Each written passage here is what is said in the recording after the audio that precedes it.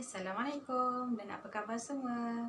So hari ni cikgu doakan moga kita semua berada dalam keadaan sihat walafiat dan di dalam lindungannya. So sama-samalah kita doakan moga PKP ni berakhir hingga ke tahap 3 ini sahaja. Okey, so hari ni cikgu nak share sikit berkaitan dengan panas baran. Kenapa cikgu rasa cikgu perlu untuk share perkara ni? Sebab apa, hari tu cikgu teringat ada satu persoalan daripada anak murid cikgu. Waktu tu dia terlibat dengan kes pukul.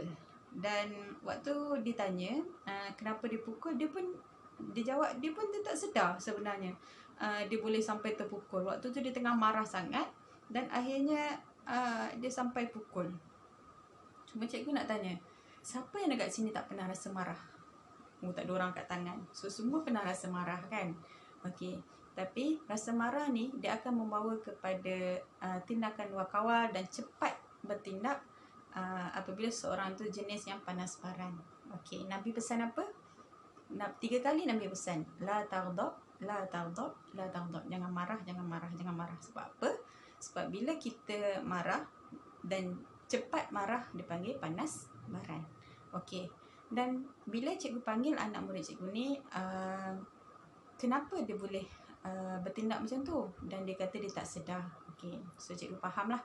So benda tu mungkin berkait dengan apa yang pernah dia lihat. So dia tanya lagi cikgu, kenapa setiap kali saya bila saya bertindak macam ni, saya tak sedar? Dan orang selalu tanya saya, adakah family awak ada panas baran? Contohnya waktu siasatan orang tanya saya, family awak panas baran ke? Saya tak sukalah bila dapat soalan macam ni. Okey, ataupun dan dia juga tanya, sampai bila keluarga saya nak akan ada macam ni? Takkanlah sampai berketurunan-keturunan saya semuanya akan ada panas baran. So awak rasa apa yang cikgu jawab? Cikgu senyum je lah. Okey. So sebenarnya benda ni dah terbukti dalam aspek psikologi sendiri. Waktu tu satu eksperimen dah dibuat oleh seorang pakar psikologi barat, iaitu Albert Bandura. Albert Bandura dah buat satu eksperimen yang dipanggil Bobodol eksperimen. Dalam Bobodol eksperimen ni, Albert Bandura buat 2 kumpulan. Satu kumpulan ada orang dewasa dan ada kanak-kanak, dan ada kumpulan lagi satu ada orang dewasa dan ada kanak-kanak. Okey, tuan-tuan dan puan-puan dan anak murid cikgu boleh baca lebih detail. Okey, cikgu nak simpulkan kat sini, dalam kumpulan yang ada orang dewasa yang pertama tadi, dia ajar untuk tidak melakukan apa-apa. So mula-mula orang dewasa ni masuk bilik dengan bobodol. Bobodol ni adalah salah satu patung yang lebih kurang saiz manusia, yang macam belon lah. Belon yang kalau kita tengok yang boleh tumbuk-tumbuk tu kan, yang gerak-gerak sendiri. Okey. Dalam bilik yang pertama, dia bagi orang dewasa masuk dulu. Dan bilik pertama ni, orang dewasa macam layan dengan baik bobodol tu, bertindak dengan baik, tak ada apa-apa tindakan yang agresif lah. Akhirnya dia keluar.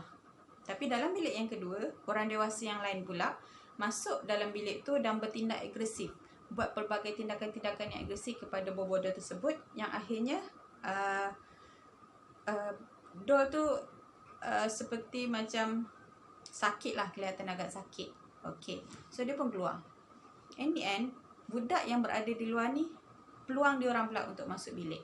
Okey, so bilik yang pertama, budak yang masuk bilik ni masuk dan layan dengan baik bobodol tersebut, dan melihat doll tu sebagai manusia yang okey, dan dia layan dengan lembut dan tak ambil kisah sangat. Tapi dalam bilik yang kedua, satu tindakan agresif berlaku. Maksudnya mungkin orang kata panas baran tu terbentuk daripada situ. Tindakan agresif berlaku bila mana budak tu bertindak memukul, ambil hammer, bertindak agresif dan menyebabkan bobodol tu sampai tak ada angin dah lah. Maksudnya memang betul-betul lunyai lah kena pukul dengan budak tu. So ibaratnya kat sini dan antara hasil conclusion yang dapat daripada eksperimen tersebut menunjukkan seorang kanak-kanak ni terbentuk melalui model yang ditunjukkan oleh ibu bapa ataupun orang sekeliling yang dilihatnya. So sebab itulah mungkin orang tanya pada awak berkaitan dengan ibu bapa. Benda tu develop daripada mana? Mungkin anda pernah tengok TV-TV yang bila mana orang marah terus bertindak agresif, pukul isteri, pukul anak, tanpa sedar benda tu disimpan di dalam minda luar sedar. Dan minda luar sedar ni akan keluar apabila salah satunya keadaan adalah apabila kita marah. Sebab kita tak dapat nak kawal benda tu dan kita marah, akhirnya kita bertindak terus pukul ataupun terus bertindak tanpa sedar. Okay, so untuk kawal benda ni boleh ke tidak?